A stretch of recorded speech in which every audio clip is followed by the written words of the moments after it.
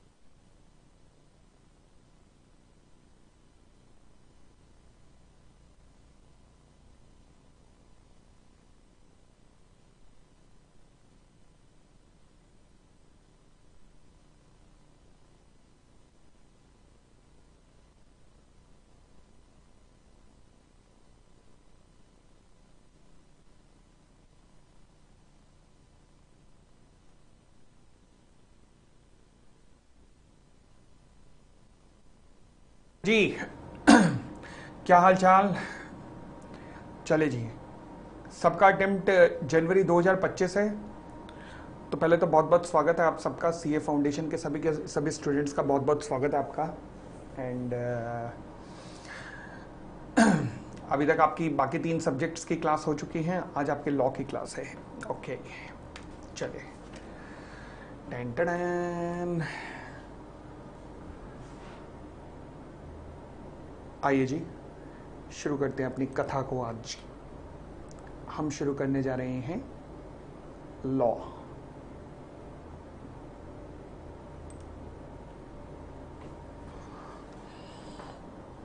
आप जानते हैं फाउंडेशन में 4 पेपर हैं आपके।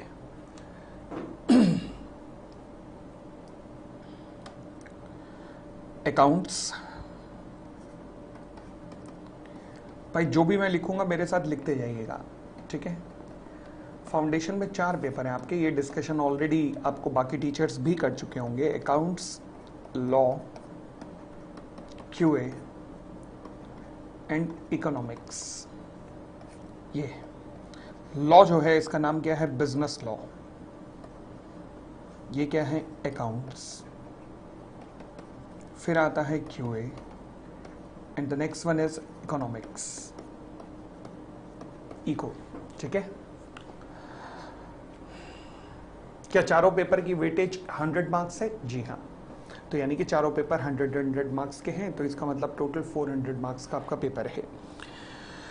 जो पेपर नंबर 2 है जिसका नाम है बिजनेस लॉ, इसमें अगर हम अपने सिलेबस की बात करें तो हमारे सिलेबस में क्या क्या है? पहला है इंडियन कॉन्ट्रैक्ट एक्ट,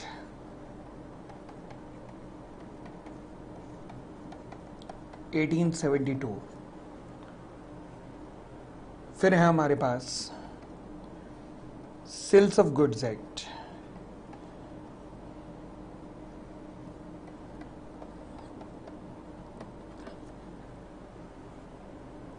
(1930). फिर है हमारे पास पार्टनरशिप एक्ट, 1932। फिर कंपनीज एक्ट, 2013। फिर negotiable instruments act, negotiable instruments act, 1881।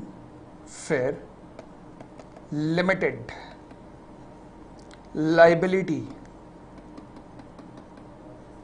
Partnership act,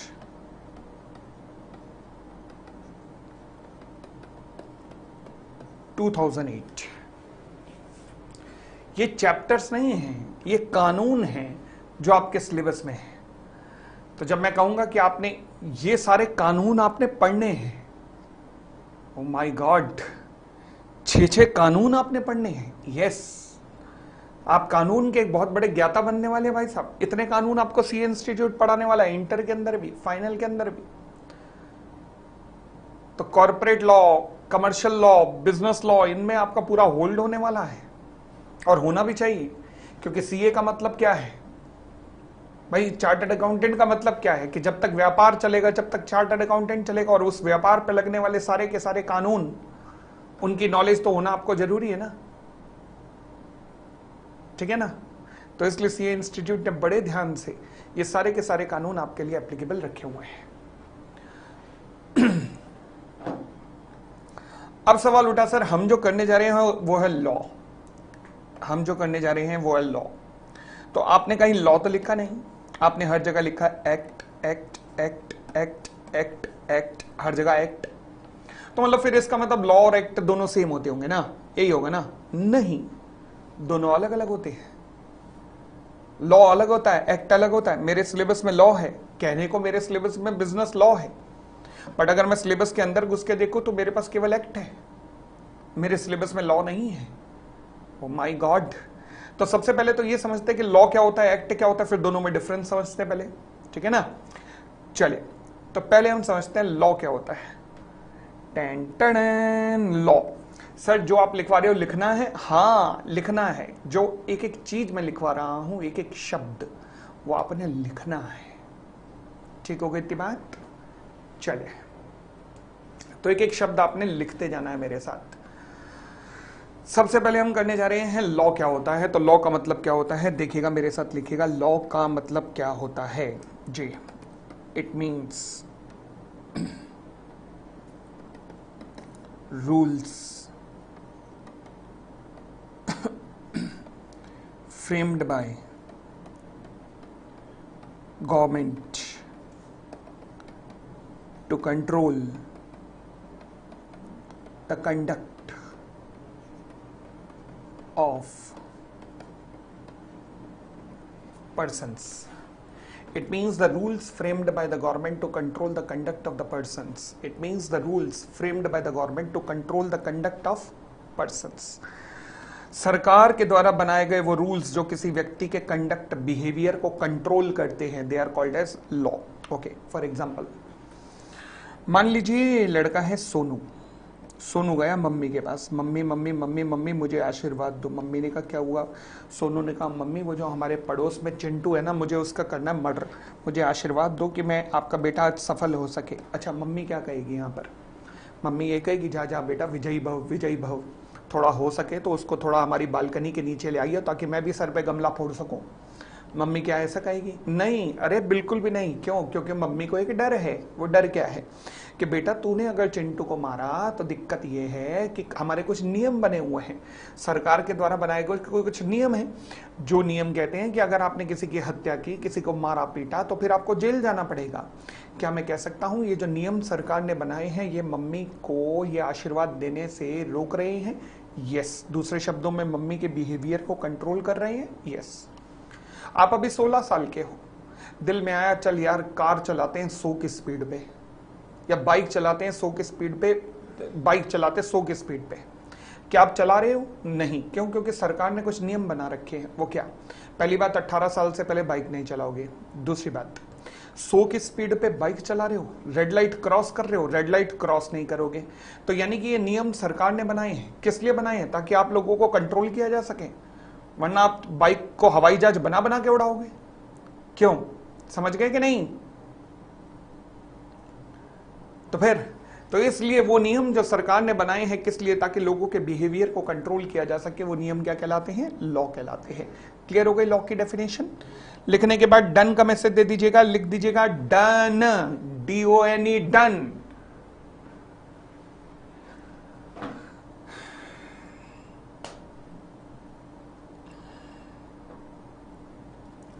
अब अगला सवाल उठता है कि सर ये लॉ बनता कैसे है, मतलब कौन सी फैक्ट्री के अंदर लॉ बनता है? अच्छा, दूसरे शब्दों में sources of law, sources of law, law कैसा बनता है? देखो जी, लॉ का सबसे पहला सोर्स क्या होता है? सबसे पहला लॉ का सोर्स होता है जिसे अपन लोग कहते हैं English law. English law, English law का मतलब वो जो अंग्रेज बना के गए हैं। आप ये देख रहे हो, ये इनके आगे ईयर लिखे हुए हैं। ईयर का मतलब है कि मतलब किस दिन ये लॉ बने थे। कॉन्ट्रैक्ट एक्ट 1872, उस टाइम तो भारत आजाद ही नहीं हुआ था, तो किसने बनाया था? अंग्रेजों ने। 1930 भारत आजाद नहीं हुआ था, किसने बनाया? अंग्रेजों ने। 1932 अंग्रेजों का। 1881 अंग्रेजों का। ले देकर ये 2 एक्ट बने हैं बाद में, तो ये तो बाकी सारे अंग्रेजों के हैं, ये सारे के सारे अंग्रेजों ने बनाए हैं। और ये भी ऐसा नहीं है कि मैं खुश हो जाऊं कि लो जी ये भारत ने बनाया है, नहीं, हमने अंग्रेजों की कॉपी की है ये भी। तो मगर अच्छी बात ये है कि कॉपी की तो मान रहे हैं ना, तो इसलिए सबसे पहला सोर्स हमने क्या कहा? इंग्लिश लॉ है। यानी कि अगर कोई पूछे तुम्हारा कानून कहां से बनता है, हम कहते हैं इंग्लैंड से।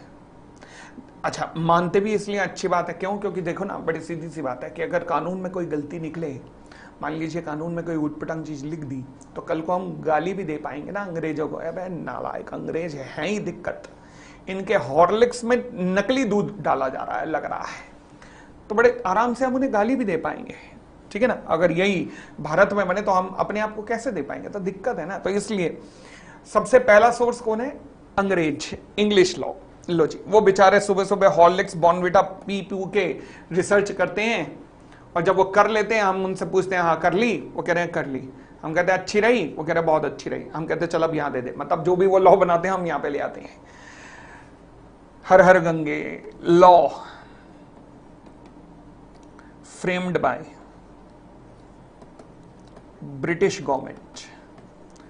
तो अंग्रेजी हुकूमत जो कानून बनाती है वो हमारा सोर्स है लॉ का, ठीक है। Second, Indian law.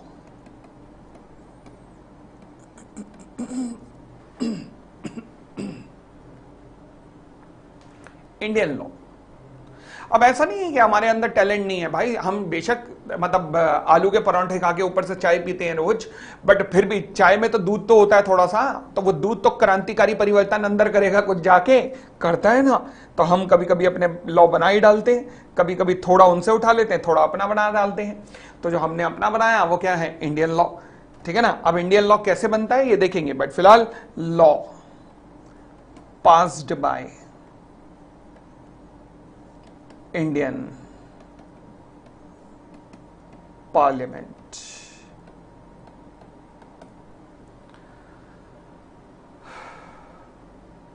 अगर हैंडराइटिंग साफ साफ लिखो तो ज्यादा मजा आएगा बेटा। ऐसा ऐसी हैंडराइटिंग नहीं सीए बनाया है, समझे। अब तो सीए इंस्टीट्यूट पे शक मत कर, इसी ने बनवाया था मुझे सीए। बताओ कमाल कर दी इसने। Third point, judgment. जजमेंट किसका? Judgment high court, supreme court, इनके जजमेंट। फॉर एग्जांपल मान लीजिए सुप्रीम कोर्ट ने कानून पास कर दिया कि पोपली आज के बाद लॉ नहीं पढ़ाएगा। मैं कह सकता हूं अब जाना है मैं तो पढ़ाऊंगा, क्या मैं कह सकता हूं? नहीं भाई साहब, सुप्रीम कोर्ट का जजमेंट है। तो फिर तो सुप्रीम कोर्ट ने जो जजमेंट पास कर दिया वो भी लॉ है। हाँ वो भी लॉ है, समझ आई बात। तो यानी कि जजमेंट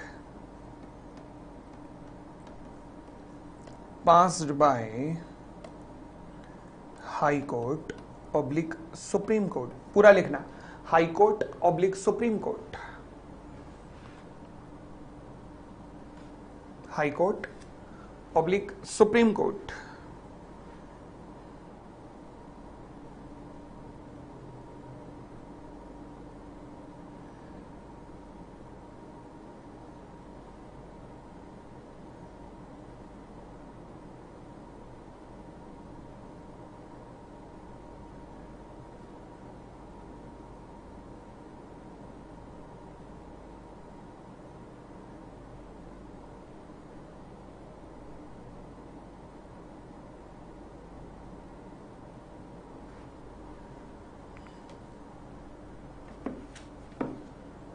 ठीक हो गई इतनी बात।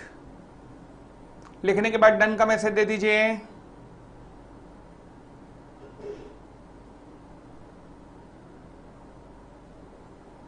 चलिए, फोर्थ है डिसीजंस बाय गवर्नमेंट। भारत सरकार के द्वारा लिए गए फैसले। फॉर एग्जांपल भारत ने कहा कि आज के बाद शुगर का एक्सपोर्ट नहीं होगा, हमारे देश में शुगर कम पड़ जाती है, और हमारे देश की शुगर मैन्युफैक्चरिंग कंपनियां जो हैं शुगर उठा के एक्सपोर्ट कर देती हैं, तो फिर आज के बाद शुगर का एक्सपोर्ट नहीं होगा। तो क्या मैं कह सकता हूं नहीं मैं तो करूंगा, चाहे जो मर्जी कर लो मैं तो करूंगा? क्या मैं कह सकता हूं? बिल्कुल नहीं कह सकता। भारत सरकार ने कहा कि आज के बाद चाइना का वो जो ऐप है, क्या है, टिकटॉक, जिसपे ऊट पटांग सारे गाने गाते रहते थे, फिर कि आज के बाद टिकटॉक इंडिया में नहीं चलेगा। हम कह सकते हैं नहीं नहीं हम तो चलाएंगे, हम तो चलाएंगे भाई। क्या ऐसा कह सकते हैं?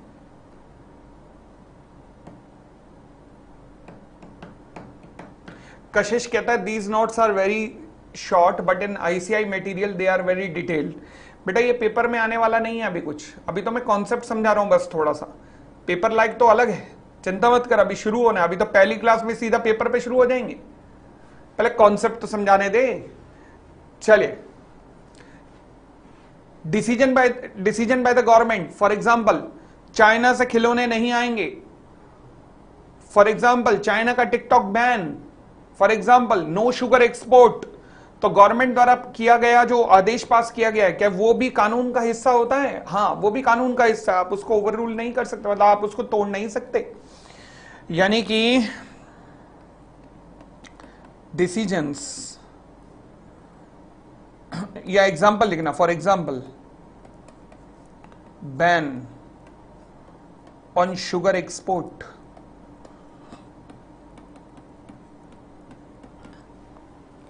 तो ये हमारे 4 तरीके के सोर्सेस हैं जिनसे मिलकर हमारा कानून बनता है। अब मैंने इसमें कहा कि इंडियन लॉ, मतलब भारत की संसद में जो कानून पास होता है, तो कानून केवल संसद बनाती है या फिर कोई राज्य सरकारें भी बनाती हैं? दोनों बना सकती हैं। अच्छा, कैसे पता लगेगा? ये तो झगड़े हो जाएंगे दोनों के बीच में, हम बनाएंगे हम बनाएंगे। नहीं नहीं नहीं नहीं, भारत के संविधान में ए टू जेड सब कुछ क्लैरिटी है। कैसे? यहां तक लिख लिया?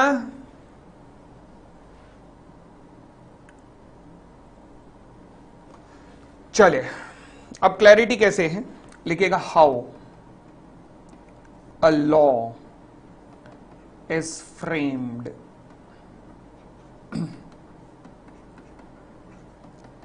In India.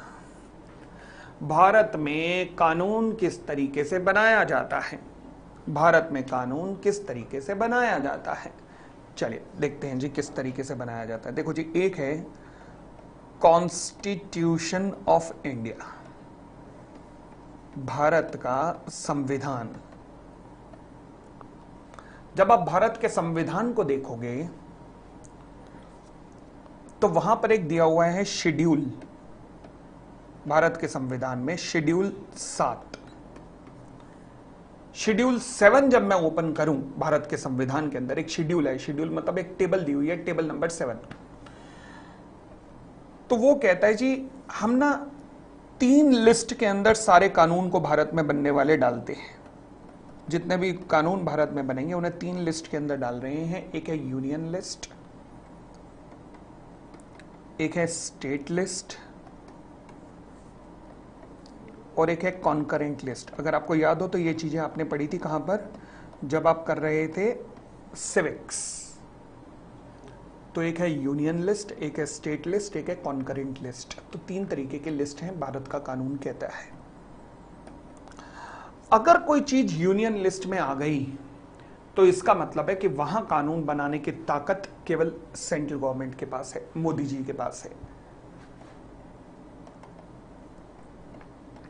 Central government to frame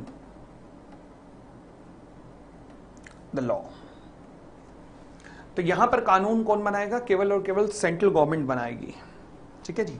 जैसे कि कंपनीज, भारत में कंपनी से रिलेटेड कानून कौन बनाता है? केवल सेंट्रल गवर्नमेंट बनाती है। जैसे कि इनकम टैक्स, भारत में इनकम टैक्स से रिलेटेड कानून कौन बनाता है? केवल सेंट्रल गवर्नमेंट बनाती है। अब कैसे बनाती है ये बताना है अभी। फिर आता है स्टेट लिस्ट। अगर यहां पर कुछ भी आ गया, स्टेट लिस्ट के अंदर कुछ भी लिखा हुआ, तो इसका मतलब है कि वहां पर कानून बनाने की ताकत किसके पास है? केवल स्टेट गवर्नमेंट के पास है। Respective state government to frame law for example, Bengal में पुलिस किसके अंडर है? ममता दीदी या मोदी जी? ममता दीदी, यानी कि पुलिस। कर्नाटक में एडमिनिस्ट्रेशन किसके अंडर है? कौन सा ऑफिसर कौन से ऑफिस में काम करेगा, किसके अंडर है? कांग्रेस की सरकार या फिर बीजेपी की सरकार? कांग्रेस सरकार, क्योंकि वहां स्टेट में कांग्रेस की सरकार है। एडमिनिस्ट्रेशन।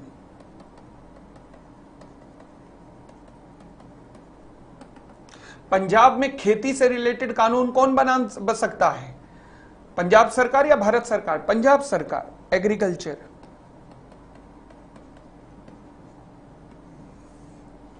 लो जी,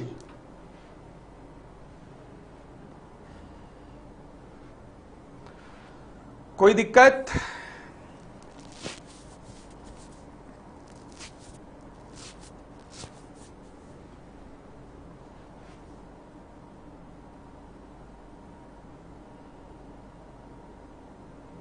पढ़ सकते हैं आगे?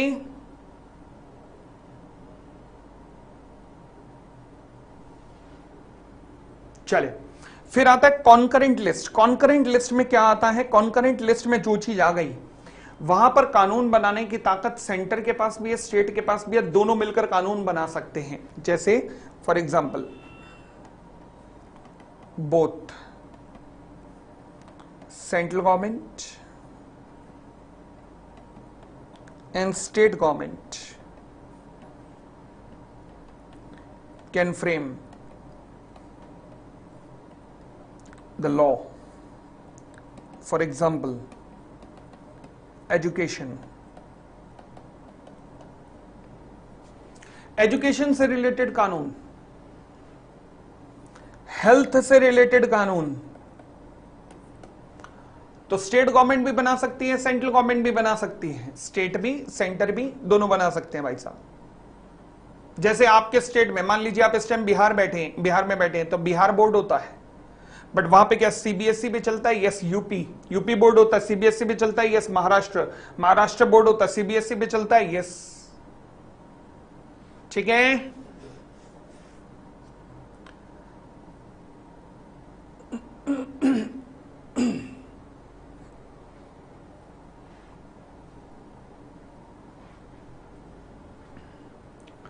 अब अगला सवाल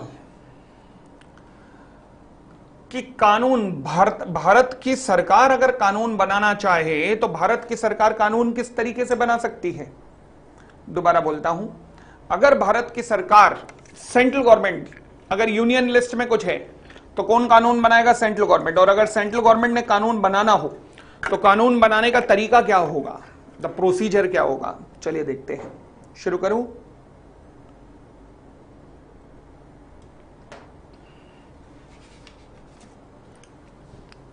चले,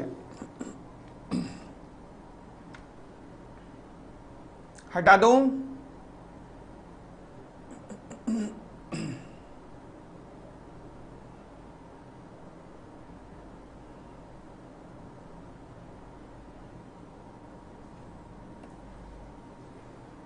लो जी, लिखेगा framing of law by central government. Central government किस तरीके से कानून बना सकती है? Framing of law by the central government. Central government किस तरीके से कानून बना सकती है? शुरू करें? चले देखते हैं जी। Steps. Step number 1, central government जब भी किसी भी मुद्दे पे कानून बनाना होता है तो सबसे पहले सेंट्रल गवर्नमेंट एक एक्सपर्ट्स की कमेटी बनाती है। अब ये एक्सपर्ट कौन होते हैं देखते हैं। लिखेगा फॉर्मेशन ऑफ एक्सपर्ट कमेटी। अब ये एक्सपर्ट नॉर्मली कौन होते हैं? हाई कोर्ट और सुप्रीम कोर्ट के पूर्व जजेस, एक्स जजेस या फिर सीनियर एडवोकेट, ये बनते हैं एक्सपर्ट्स। यानी कि एक्स जजेस या फिर senior advocates of high court oblique supreme court, ये होते हैं एक्सपर्ट। अब एक्सपर्ट क्या करते हैं, कानून को लिखते हैं, विदेशों में अपने कानून, विदेशों में इससे रिलेटेड कानून पढ़ते हैं, फिर भारतीय सिनेरियो को ध्यान में रखते हुए, भारत के वातावरण को ध्यान में रखते हुए कानून बनाते हैं, जिसे कहते हैं draft, drafting of law by expert committee. तो एक्सपर्ट कमेटी ने एक लॉ ड्राफ्ट कर दिया है, कानून को ड्राफ्ट कर दिया गया है, किसके द्वारा, एक्सपर्ट कमेटी के द्वारा।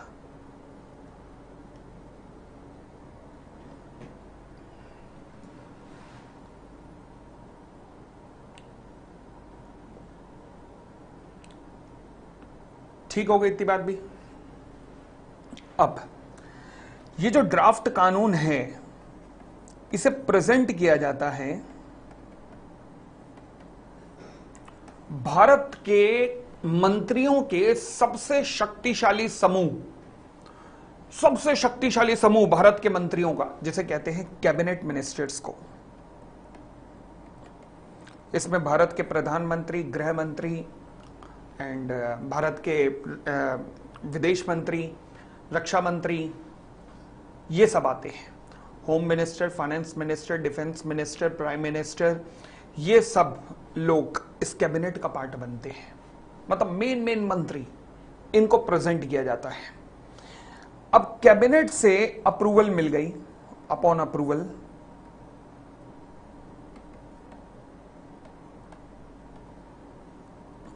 अब इस ड्राफ्ट को हम बिल के रूप में, किसके रूप में, बिल के रूप में प्रेजेंट करते हैं। बिल प्रेजेंटेड टू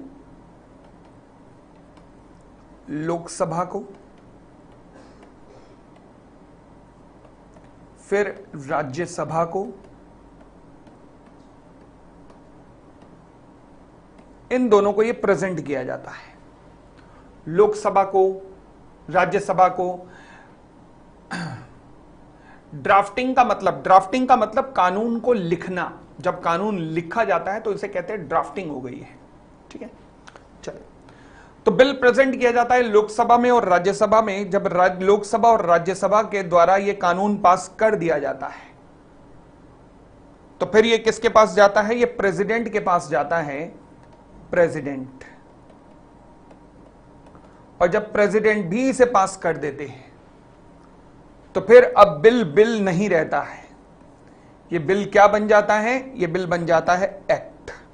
बिल बन जाता है, एक्ट बन जाता है। और जैसे ही प्रेसिडेंट इसे पास कर देते हैं, जिस ईयर में प्रेसिडेंट ने इसे अपने साइन मारे हैं, वो ईयर इसके साथ जुड़ जाता है। फॉर एग्जांपल 2024, मतलब ईयर जिसमें प्रेसिडेंट ने अपने साइन मारे हैं, तो वो ईयर जुड़ गया और ये बिल कहलाया, एक्ट कहलाया।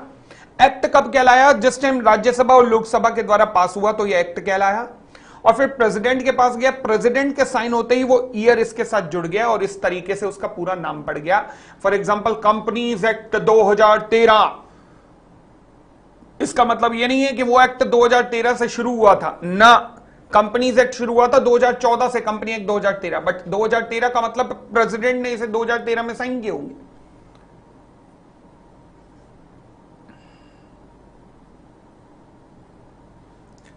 ठीक हो गई इतनी बात। अब मुझे एक बात देख के बताओ कि क्या आपके सिलेबस में लॉ है या एक्ट है। अपने सिलेबस के सारे चैप्टर पढ़ के बताओ।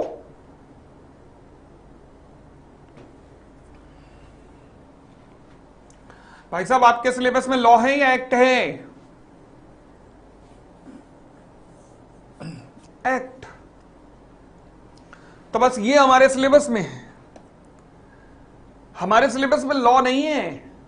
हालांकि हमारे सिलेबस का नाम क्या है, हमारा भाई पेपर नंबर 2 का नाम क्या है, बिजनेस लॉ, बट सिलेबस में एक्ट है। ले देखे सर, ये बताओ कि लॉ और एक्ट में फर्क क्या होता है, लॉ और एक्ट में फर्क क्या होता है। तो चलिए देखते हैं क्या फर्क होता है। बोलो टैन टैन। हटा दूं?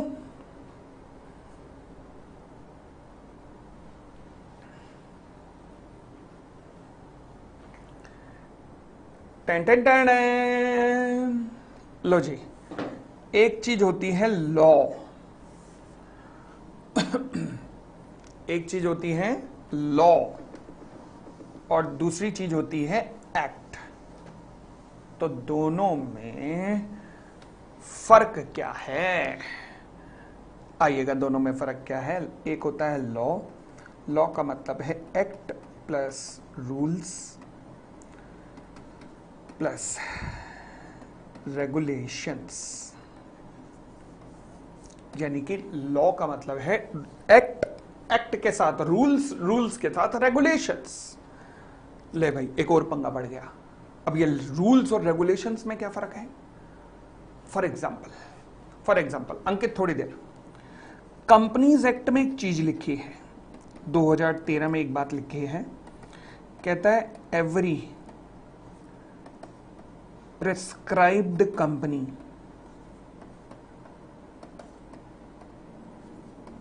To have a woman director. लिख लो जी पहले, every prescribed company to have a woman director. दोबारा बोलता हूं, every prescribed company to have a woman director. लिखने के बाद डन का मैसेज देना जरा मुझे।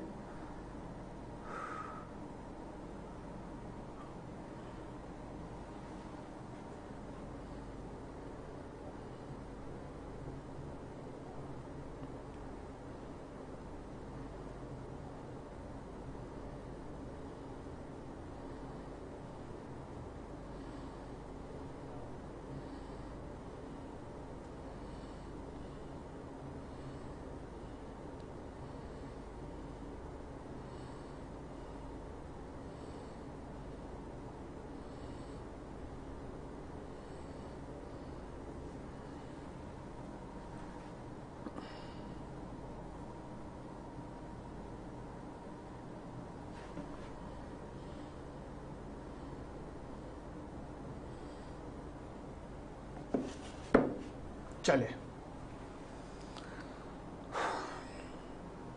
अब मुझे एक बात बताइए, आपने शायद 11th-12th में पढ़ा होगा कभी कि कंपनियां दो तरीके से होती हैं। कंपनियां दो तरीके की होती हैं, एक होता है प्राइवेट कंपनी और एक होता है पब्लिक कंपनी। वुमेन के आगे लिखा है डायरेक्टर, डायरेक्टर, डायरेक्टर, ठीक है।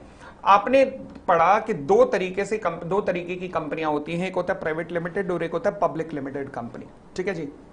अब यहां पे वर्ड लिखा है प्रेस्क्राइब्ड कंपनी, ना प्राइवेट ना पब्लिक लिखा, प्रेस्क्राइब कंपनी। क्या इसको पढ़ के आप ये बता सकते हैं कि वो कौन सी कंपनी होगी, प्राइवेट या पब्लिक? अरे रुक जा अंकित, 1 मिनट रुक जा, पहले कॉन्सेप्ट समझाने दे। वो कौन सी कंपनी होगी, प्राइवेट या पब्लिक? क्या ये बात लिखी है? नहीं। कुछ बच्चे कह रहे हैं दोनों। कहां लिखा है दोनों? तो सीधा लिख देता लॉ कि दोनों कंपनियां, और पब्लिक लिखना होता तो पब्लिक लिख देता, प्राइवेट लिखना हो तो प्राइवेट लिख देता। ये बताया ही नहीं है। क्या मैं कह सकता हूं सेक्शन को पढ़ के ये बात पता नहीं लग रही है, दूसरे शब्दों में सेक्शन अधूरा है? क्या मैं कह सकता हूं कि ये सेक्शन अधूरा है? बोलो ना हां। क्या ये सेक्शन अधूरा है? हां, ये सेक्शन अधूरा है। अब अगर सेक्शन अधूरा है तो फिर इसके ऊपर फर्दर गाइडलाइंस चाहिए जो इसके ऊपर क्लैरिटी दे पाए। मतलब सेक्शन अधूरा है मतलब कानून अधूरा है। यस, ये कानून अधूरा है, सेक्शन छोड़ दो, मेरे मुंह से निकल गया, अभी बताया ही नहीं मैंने सेक्शन क्या होता है। तो ये कानून अधूरा है, हां कानून अधूरा है। तो क्या कानून के ऊपर और प्रकाश डालने की जरूरत है ताकि मुझे क्लैरिटी हो सके कि यहां पर प्रेस्क्राइब कंपनी कौन सी है, प्राइवेट है, पब्लिक है, दोनों है, कौन सी है? यस। तो फर्दर गाइडलाइंस चाहिए। ओ फर्दर गाइडलाइंस, लो जी, फर्दर गाइडलाइंस रिक्वायर्ड है, गाइडलाइंस रिक्वायर्ड। टैन टैन टैन। अब बोलो ये फर्दर गाइडलाइंस कहां से आएंगी? ये फर्दर गाइडलाइंस कहां से आएंगी? अब ये फर्दर गाइडलाइंस आ सकती है दो जगहों से। अच्छा, या तो ये गाइडलाइंस आएंगी सरकार की तरफ से या फिर किसी मिनिस्ट्री की तरफ से, और या फिर कोई ये गाइडलाइंस आएंगी एनी एजेंसी ऑफ गवर्नमेंट की तरफ से, गवर्नमेंट की कोई agency, for example reserve bank of India, for example SEBI, ठीक है। अगर तो ये गाइडलाइंस, क्योंकि कानून अधूरा था, उसके ऊपर फर्दर प्रकाश डालने की जरूरत थी, प्रकाश डाला, किसने डाला? सरकार ने, तो ये क्या बन जाएगा? रूल्स। क्या बन गया ये? रूल्स। परंतु अगर ये गाइडलाइंस सरकार की किसी संस्था की तरफ से आए, एजेंसी की तरफ से आए, तो ये क्या कहलाएंगे? रेगुलेशंस। तो अगर आपको पता लगे आज के बाद न्यूज़पेपर में कि आरबीआई ये कानून ला रहा है, तो आरबीआई जो कानून ला रहा है उसे क्या कहेंगे?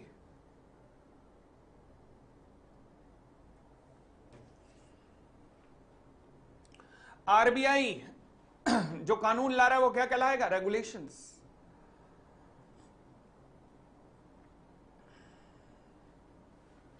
ठीक है। सिमिलरली अगर आपको पता लगे सिमिलरली अगर आपको पता लगे कि सरकार कुछ ला रही है, सरकार ला रही है, तो क्या कहलाएगी? रूल्स। इतनी बात क्लियर?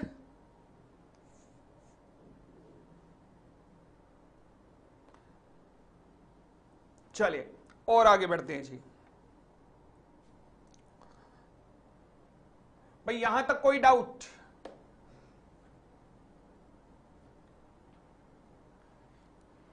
कोई डाउट नहीं? ओके चलिए। अब सवाल उठा, एक होता है केस लॉ। केस लॉ का मतलब क्या होता है? फॉर एग्जाम्पल ये राम है, राम ने कहा रिया से कि रिया मैं तुम्हें कार दूंगा, ठीक है। रिया ने कहा ठीक है, मैं तुम्हें बदले में 2 लाख रुपए दूंगी। ओके, तो एक ने कार देनी थी, दूसरे ने 2 लाख रुपए देने थे, ठीक है जी। राम ने रिया को कार दे दी, राम ने रिया को कार दे दी, यानी कि दे दी इसका मतलब है पे डिलीवर्ड। परंतु रिया ने राम को दे दिया धोखा, नॉट पेड। लो जी, अब मुझे बताइए किसके साथ गलत हुआ है, राम के साथ या रिया के साथ? राम के साथ। तो राम को क्या करना चाहिए? जैसे पुरानी फिल्मों में दिखाते थे, मंदिर में जाएगा वो राम, अचानक से अपने आप, आज तक मुझे समझ नहीं आया, बंदा हीरो हीरोइन मंदिर पहुंचते थे, अचानक बारिश आती थी और अचानक बारिश आके मंदिर की घंटियां अपने आप हिलती थी। भाई मैंने तो 2-3 बार ट्राई किया, हमारे यहाँ तो ऐसा नहीं हो रहा, वहां तो मंदिर में अपने आप घंटियां हिलती थी। मेरा करण अर्जुन आएंगे, मेरा करण अर्जुन जरूर आएंगे। भाई मंदिर की घंटियां हिल रही हैं, करण अर्जुन के बोलने से ही आ रही हैं, मंदिर की घंटियां हिल रही हैं। कमाल हो गया यार।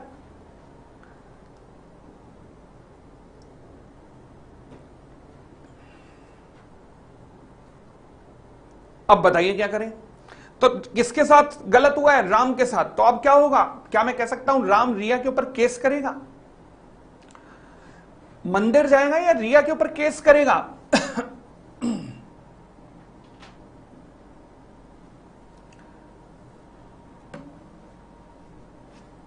केस करेगा। ओ, तो यानी कि इसे हम इंग्लिश में कहते हैं, लीगल लैंग्वेज में कहते हैं राम टू स्यू रिया। राम रिया को स्यू करेगा, राम रिया को स्यू करेगा। स्यू, स्यू का मतलब केस करेगा, ठीक है। अब जानते हो केस का नाम क्या बनेगा? केस का नाम बनेगा राम वर्सेस रिया। जहां पर केस किसने किया? राम ने। यानी कि जो भी केस करेगा कोर्ट के अंदर, उसका नाम पहले आता है और उसे कहा जाता है प्लेंटिफ। क्या कहते हैं? प्लेंटिफ। फिर जिसके ऊपर केस होता है उसका नाम सेकंड नंबर पे आता है, उसे कहते हैं डिफेंडेंट, या फिर एक और नाम होता है रिस्पोंडेंट। लो जी,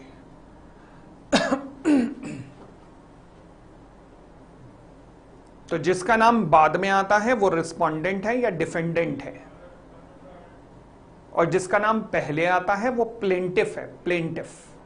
तो एक प्लेंटिफ हुआ, एक रिस्पोंडेंट या डिफेंडेंट हुआ, ठीक है जी। तो इस तरीके से इसे कहते हैं केस लॉ। कानून में इसे केस लॉ कहा जाता है, यानी कि केस किसके किसके बीच में हुआ। तो आप कहेंगे राम वर्सेस रिया, समझते ही मतलब बोलते ही समझ जाना राम ने रिया पे केस किया होगा, ठीक है। यहां तक कोई दिक्कत?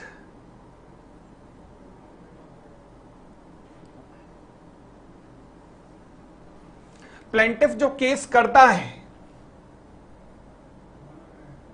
चलिए और आगे बढ़ते हैं। डिफेंडेंट और रिस्पोंडेंट, जो अब रिस्पोंड करेगा, ये भी नोट करना है। और क्या बताओ, क्या कमाल हो गई। मैं क्या अपनी राइटिंग चेक कर रहा हूं यहां पर कि पहले से सुधरी के नहीं, बस सब लिखना है भाई।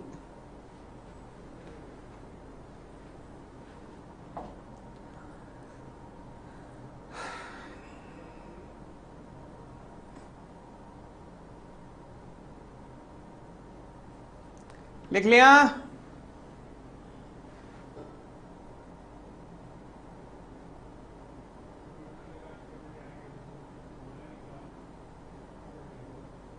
चलिए सर मैं तो अभी 12th में हूं, 12th में हूं, तो लॉजिकली बेटा तुम्हें 12th देने के बाद फिर क्लास अटेंड करनी चाहिए थी। 12th में हो तो अपनी पढ़ाई में अभी डाइवर्जन मत करो। फिर 12th में हो, लॉजिकली 12th पढ़ने के बाद फिर क्लास अटेंड करो, that would be more beneficial I think. चलिए, क्लास या नोट्स मिस हो गए तो सब कुछ मिल जाता है, नोट्स भी मिलेंगे आपको डेली आपके एलएमएस पर, और क्लास भी मिल जाएगी, तो मिस कुछ नहीं होने देंगे हम अपनी तरफ से, डोंट वरी। मुझे इंटरेस्ट है बहुत, और अगर अंदर आग लगी हुई है, इंटरेस्ट है, तो फिर कर लो, कोई दिक्कत नहीं, फिर तो कर लोगे, कोई दिक्कत नहीं। कई बच्चे करते हैं, बट उसके लिए वही मुझे सुनना था, अंदर आग लगी होनी चाहिए, ध्यान रखना कि करना ही करना है। चलिए, अब हम करने जा रहे हैं सेक्शन। सेक्शन क्या होता है?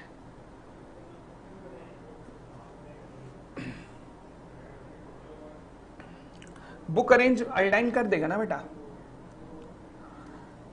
सेक्शन क्या होता है? सेक्शन,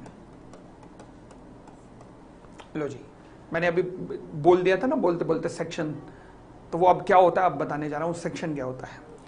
अब एक बात बताना, अगर मुझे सितंबर अटेम्प्ट भी देना हो तो कैसे प्रिपेयर करूं लॉ, तो फिर तुम्हें एल्डाइन में रिसेप्शन पे कॉल करके उन्हें कहना पड़ेगा कि मुझे पुराने वाला बैच दे दो जो अभी चल रहा है, खत्म होने वाला है, वो वाला बैच करना पड़ेगा। और फिर दिन में 8-8, 10-10 घंटे लगातार क्लासें करो, अगर यही वाला सितंबर अटेम्प्ट देना है तो। मगर देना मत, वो मतलब मैं रिकमेंड नहीं करूंगा, क्योंकि बहुत कम टाइम रह गया है। अपने आप से खिलवाड़ नहीं करना चाहिए, आराम से जिंदगी चलने दो। चलिए, सेक्शन।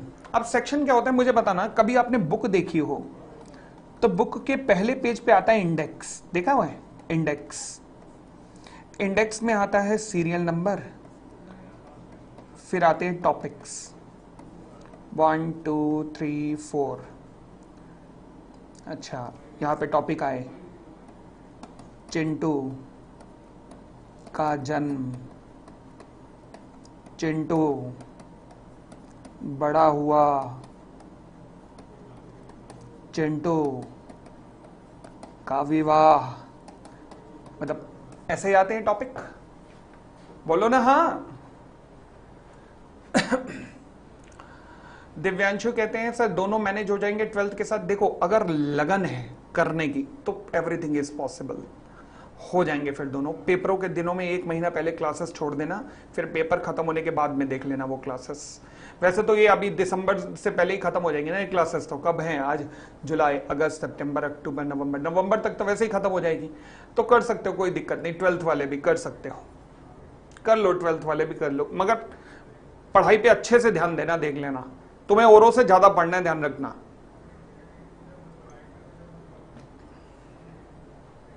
तुम्हें नॉर्मल लोगों से ज्यादा पढ़ना है, बस ये मेक श्योर करना, ठीक है?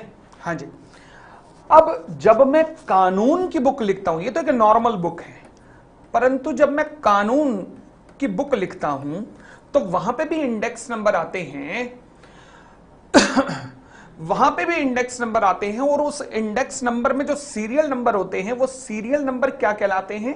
वो कहलाते हैं सेक्शन।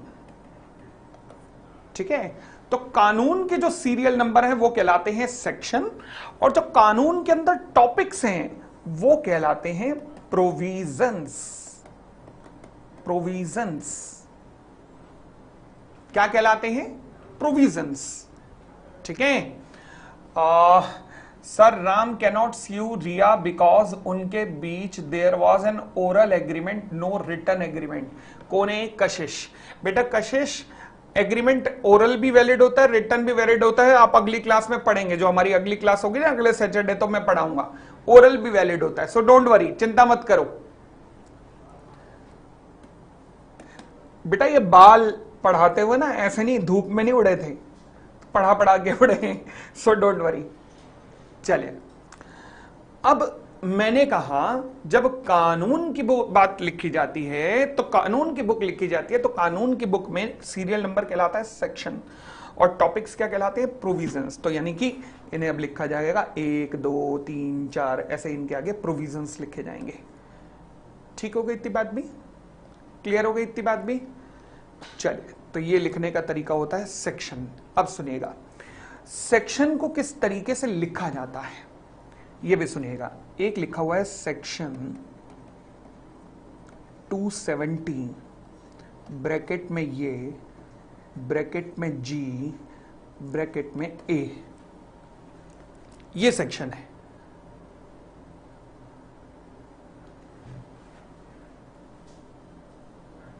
सर फाउंडेशन के लिए सेल्फ स्टडी करें या फिर क्लासेस इनफ हैं?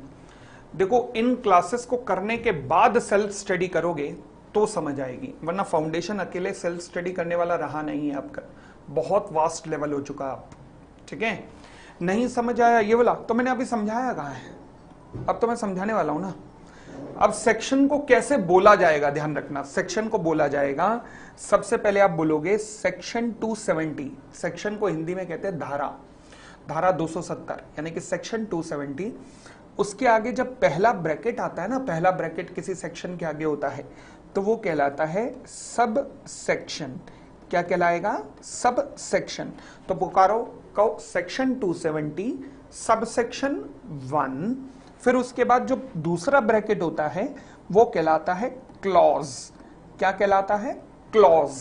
तो दोबारा बोलो, सेक्शन 270 सबसेक्शन 1, क्लॉज नंबर जी, क्लॉज जी, और ये होता है सब क्लॉज। तो अब अगर पूरा सेक्शन में तुम्हें कहूं कि बोलो, तो बोलो मेरे साथ, बोलो section 270 subsection 1, clause ji, sub clause A. इस तरीके से किसी भी सेक्शन को पुकारा जाता है।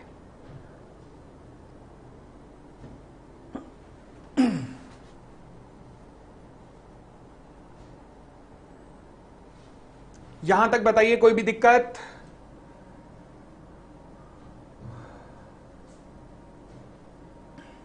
सर इधर के बैच की टाइमिंग 12 से 8 बजे होती है और उसके बाद सेल्फ स्टडी का इनफ टाइम नहीं रह जाता। क्यों? सुबह का तो टाइम है ना 12 बजे से पहले। बेटा ये सीए है, यहां लाखों की कमाई करनी है बाद में चलकर, तो जब लाखों की कमाई करनी है तो उसके लिए तपस्या करनी पड़ती है। तो ये समझ लो कि अगले 4 साल तुम्हारी तपस्या के हैं, और ये 4 साल की तपस्या तुम्हारे अगले 40 साल का करियर बना देंगी। 40 साल अगले आराम, लग्जरी चाहिए अगर, तो ये 4 साल तपस्या कर लो। फिर समझ आई बात? सीए मुश्किल वो लोग कहते हैं जो इस 4 साल की तपस्या में थोड़े भटक जाते हैं। तो भटकना नहीं है। जैसे विश्वामित्र भी अपनी तपस्या में भटक गए थे, फिर उन्हें दोबारा से सारी तपस्या करनी पड़ी थी। तो तुमने भटकना नहीं है। ये 4 साल तपस्या है तो तपस्या खत्म करनी है, करके रहेंगे तपस्या। फिर उसके देखो, उसके बाद देखो, अगर आप लड़के हो तो कैसे कन्याओं के रिश्ते आते हैं और कैसे जॉब के ऑफर आते हैं। ये दोनों रुकेंगे नहीं फिर जिंदगी में। और एक लग्जरी लाइफ तुम्हारा इंतजार कर रही होगी इस कोर्स को करने के बाद। तो ये होगी तुम्हारी वैल्यू। तुम जिस कागज पे साइन कर दोगे वो कागज कंपनी की फाइनेंशियल स्टेटमेंट कहलाएगा, और जो फाइनेंशियल स्टेटमेंट कहलाएगा वो पूरे संसार में एक्सेप्ट होगा। यानी कि तुमने साइन किए हैं तो अमेरिका में बैठा हुआ बैंक भी उसे एक्सेप्ट करेगा, अमेरिका में बैठी हुई कंपनी भी उसे एक्सेप्ट करेगी। क्यों? क्योंकि भारत में बैठे हुए किसी चार्टर्ड अकाउंटेंट ने साइन किए हैं उसे, किसी दिव्यांशु ने, किसी कशिश ने, किसी रमन कपूर ने, किसी लक्ष्य जिंदल ने साइन किए हैं। समझ आई बात? तो तुम इतनी बड़ी वैल्यू वाले व्यक्ति बनने वाले हो। आपका और प्रवीण सर का बैच कब से स्टार्ट होगा? रिजल्ट के बाद अनाउंस होगा, मोस्ट प्रोबेबली शायद 31 जुलाई तक होगा। रमन कुमार अग्रवाल, सॉरी। तो बोलो अपने आप को ना, रोज सुबह उठ के बोलना, जैसे ही नींद खुले रोज सुबह उठ के बोलना है अपने आप को कि मुझे सीए करनी है, मुझे हर हालत में क्लियर करनी है। तो ये सुबह सुबह की जो अब आप अपने आप से जब ये बोलते हो ना, तो ये आपकी पूरे शरीर के अंदर एक पॉजिटिव वेव जनरेट करती है। तो रोज सुबह नियम बना लो, करना ही करना है अपने से, जब तक वो डिग्री ना मिल जाए हाथों में। चलो, तो ये थे सेक्शंस, ठीक है। तो आज केवल इंट्रोडक्टरी क्लास ही रखी थी मैंने, ताकि आप मुझे जान पाए, मैं आपको जान पाऊं। अच्छा, मेरा नाम बताओ, कौन कौन, क्या है मेरा नाम?